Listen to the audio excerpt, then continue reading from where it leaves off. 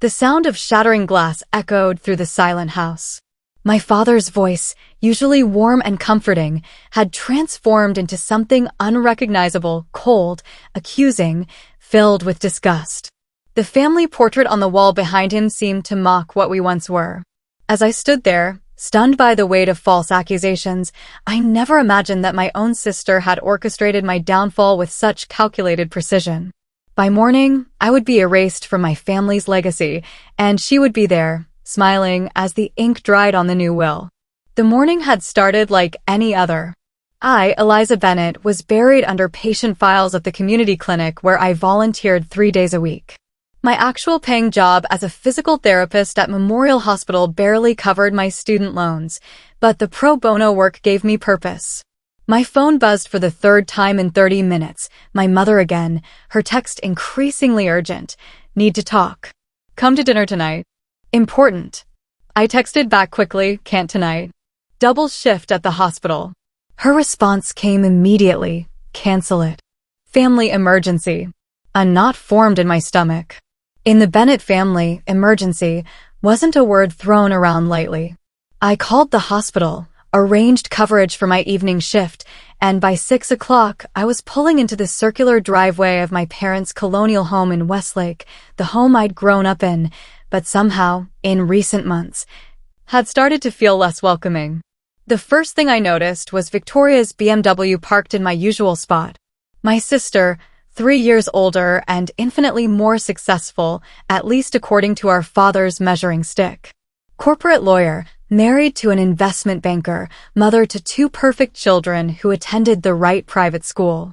Victoria had always been the golden child, while I was the family's bleeding heart, choosing a career helping others over making money. I hesitated before ringing the doorbell of my childhood home. Through the beveled glass, I could see silhouettes moving in the dining room. When I finally pressed the button, it was my sister who answered, her sleek blonde hair pulled into a tight bun, her expression a mixture of pity and something else, satisfaction. Finally, she said, stepping aside. They've been waiting. The air in the house felt thick, charged with unspoken tension. My parents sat at the dining table, a spread of food untouched between them. My father's face was granite, my mother's eyes red-rimmed. Sit down, Elizabeth, my father said, using my full name, never a good sign. I took my usual seat across from Victoria, who didn't meet my eyes. Would someone please tell me what's going on? I asked, my voice steadier than I felt. My father slid a manila folder across the table. Perhaps you'd like to explain this. I opened it, confused. Inside were bank statements, my parents' accounts, with several withdrawals highlighted in angry yellow. Large withdrawals, thousands of dollars each, spanning the last 6 months. I don't understand, I said, genuinely baffled.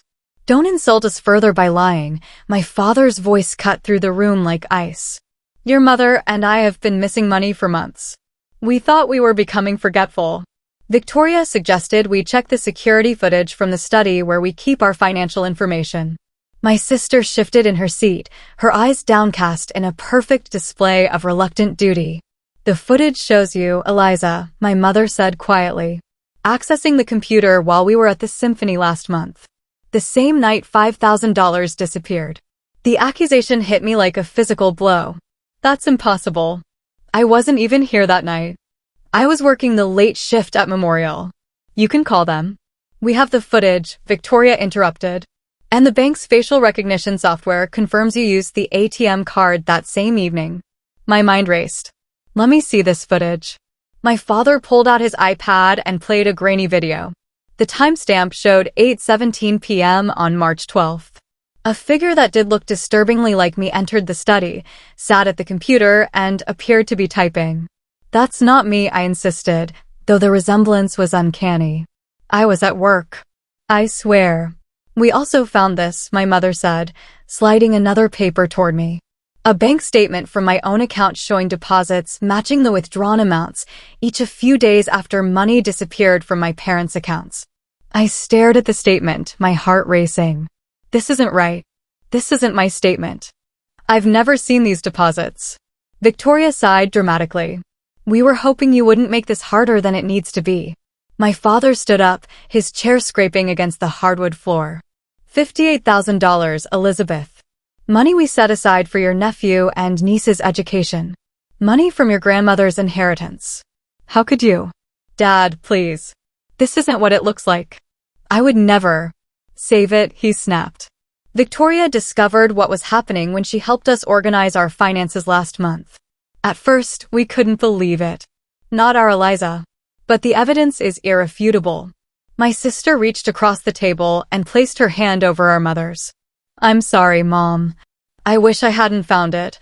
I looked at Victoria then, really looked at her, and saw something in her eyes I'd never noticed before. Triumph. A chill ran down my spine as pieces started falling into place. You did this, I whispered. Somehow you did this. Victoria's expression hardened. See? This is exactly what Dr. Winters warned us about. Deflection. Blame. Classic addict behavior. Addict? I repeated, stunned. What are you talking about? My mother couldn't meet my eyes. Victoria found prescription pads in your apartment when she went to water your plants last week. Oxycodone. Multiple doctors' names. The room seemed to tilt. I don't have prescription pads. I'm not writing illegal prescriptions. I'm not stealing from you. None of this is real. My father slammed his hand on the table. Enough. We've heard enough lies. We've arranged for you to enter a rehabilitation facility. Victoria has taken care of everything. I'm not going to rehab for something I didn't do. I stood up, my chair toppling backward. This is insane. You're believing her without even questioning any of this. We've seen the evidence, my father said coldly. And frankly, it explains a lot. Your exhaustion, your mood swings, choosing to work in a hospital with access to medications. I felt like I was drowning. My mood swings? I work 60-hour weeks helping people. Of course I'm exhausted. Victoria stood and placed a gentle hand on our father's shoulder. Dad, remember what the intervention specialist said. She'll deny everything. She needs professional help. I looked from face to face, my father's anger, my mother's heartbreak, Victoria's calculated concern, and suddenly understood I was fighting a losing battle. Whatever game Victoria was playing, she had orchestrated it perfectly. I'm leaving, I said, backing toward the door. When you're ready to hear the truth, call me. But I'm not going to sit here and be accused of things I would never do. If you walk out that door, my father said, his voice dangerously quiet, don't expect to remain in our will. Victoria has already spoken with our attorney. The papers are drawn up. The true objective revealed itself. This wasn't about missing money or fake prescriptions. This was about my parents' estate, worth millions from my father's manufacturing business and real estate investments. I looked at my sister, standing there in her perfect cashmere sweater in her perfect life, and saw a stranger. Is that what this is about? Money? The will? Victoria's mask slipped for just a moment, her eyes flashing with naked ambition. This is about protecting Mom and Dad from someone who's clearly spiraling out of control. I turned to my parents. Test me. Right now. Call Dr. Reeves. I'll take a drug test this instant. My father waved his hand dismissively. Victoria already spoke with your supervisor at the hospital. They've had concerns about missing medications for months. Another lie. I would have heard if medications were missing from my ward. I would have been questioned, investigated. This is a setup, I said, my voice breaking. I don't know how she did it, but Victoria is setting me up. My mother finally spoke, her voice small. Why would your sister do such a thing? The answer was in the question. The family estate. Victoria's husband's recent investment, setback, that she'd mentioned at Christmas. Her sudden interest in my parents' financial affairs. Ask her, I said, gathering my purse. Ask her about Simon's trading losses. Ask her about the second mortgage on their house. Ask her why she suddenly needs money. Victoria's face flushed. How dare you? I'm trying to help you, and you throw baseless accusations. I'm leaving, I cut her off. But this isn't over. I'm going to prove what you've done. As I walked out, I heard my father call after me, Elizabeth and Bennett, if you leave now, you're no longer our daughter. The words cut deeper than any knife, but I kept walking. In the driveway, I turned back to see Victoria watching from the window, her face impassive. She had won this round. But she didn't know me very well if she thought I would give up. I spent that night in my apartment sleepless, reviewing every interaction with Victoria over the past year. The subtle comments about my career choices. Her surprise visits to my apartment. Her offering to help my parents with their finances after her husband Simon had apparently lost a significant amount in a bad investment. By morning, I had a plan. If Victoria wanted to play with evidence, I would find some of my own. My first stop was Memorial Hospital. I went straight to my supervisor, Dr. Helen Reeves. Eliza, she greeted me with surprise. I thought you were on at noon. Helen, has anyone from my family contacted you about me? About missing medications? Her brow furrowed. No. Why would they? Relief flooded through me. And there's no investigation about missing medications on our floor? Absolutely not. Eliza, what's going on? I gave her the abbreviated version, watching her face transform from confusion to outrage. That's absurd, she said firmly. You're one of our most dedicated therapists. I've never had a single concern about your conduct or performance. Do you need me to speak with your parents? Would you? And could I get a drug test? Today? With the results officially documented. She squeezed my arm. Of course. We'll do it right now. The test, of course, came back negative for everything except the caffeine that had kept me functioning through the night. My next stop was more complicated, the security office at my parents' bank. I didn't expect much, but I had to try. I understand you can't show me footage, I explained to the security manager after explaining my situation.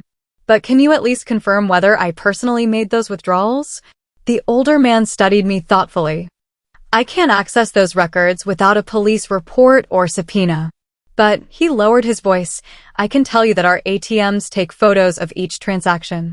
If someone used your parents' card, we'd have images. And would those images be sent to my parents if they requested bank statements? He shook his head. No, those would be stored in our security system only. The statement would just show the transaction. I felt a spark of hope. So if someone had doctored bank statements to show withdrawals. He frowned. That would be fraud. Very serious fraud. I left with his business card and the name of a fraud investigator at the bank's corporate office. My next move was the riskiest. I drove to Victoria's house, timing my arrival for when I knew Simon would be at work and the children at school. Victoria's Mercedes wasn't in the driveway, but her housekeeper's car was. Marissa had worked for Victoria and Simon for years and had always been kind to me. I knocked on the back door, and when she answered, her warm smile faltered. Miss Eliza, Miss Victoria said you were unwell. Did she, Marissa? Did she also tell you I was stealing from my parents and writing fake prescriptions? Marissa's eyes widened. No. She just said you were having problems and the family was helping you. I'm not having problems, Marissa. Victoria is lying about me. I need to understand why. The housekeeper glanced nervously over her shoulder. Miss Victoria will be home soon. Please. You've known me since I was in college. Have I ever given you reason to think I was a thief or a drug addict? She hesitated, then stepped aside. Come in. Quickly. Inside the immaculate kitchen, Marissa twisted her hands in her apron. Things have been tense here. Mr. Simon works late every night. They argue when they think no one is listening. Last month, men in suits came, and Miss Victoria cried after they left. Do you know what they argued about? Marissa lowered her voice. Money. Always money. Miss Victoria said they needed to secure their position before everything fell apart. I felt sick. Marissa, has Victoria brought home any unusual equipment recently? A printer maybe, or new computer equipment? The housekeeper's eyes lit with recognition. Yes, a special printer. She said it was for the children's school projects, but she keeps it locked in her home office. A specialized printer that could create convincing bank statements, perhaps? Has she been practicing my signature? Or would she have access to something with my signature on it? Marissa looked uncomfortable. Your Christmas card from last year. She asked to keep it. Said the message was special. A card with my signature, perfect for practicing forgery. The sound of tires on gravel sent Marissa into a panic. She's back. You must go. She hurried me toward the back door, but hesitated before opening it.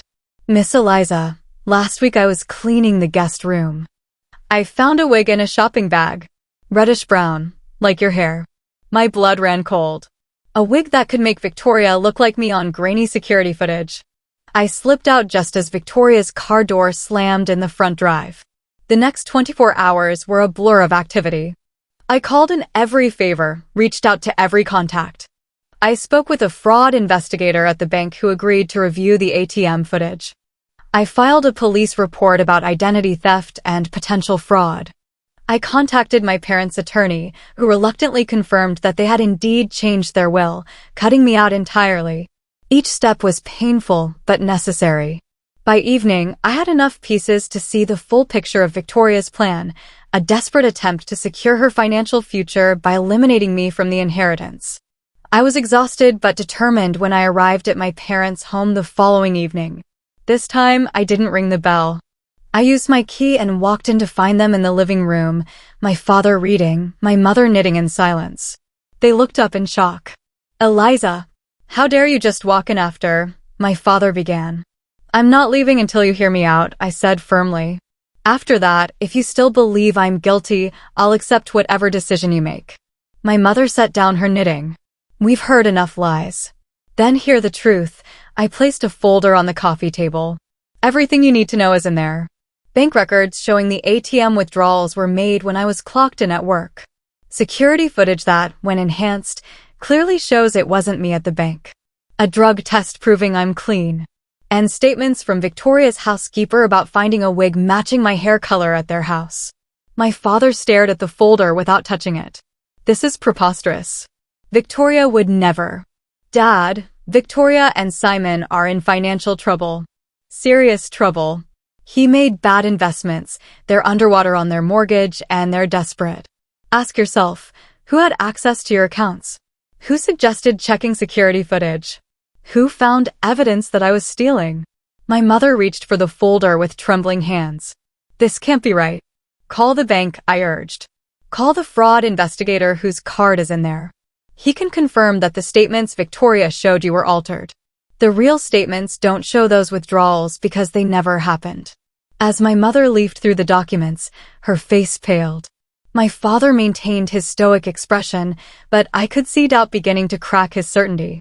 The front door opened, and Victoria walked in, freezing when she saw me. "What is she doing here?" she demanded, looking to our parents. "You promised you wouldn't enable her behavior." "The bank called me today," my father said slowly, eyeing Victoria. "Something about irregularities in our accounts. Transactions that didn't match their records." I thought it was a mistake.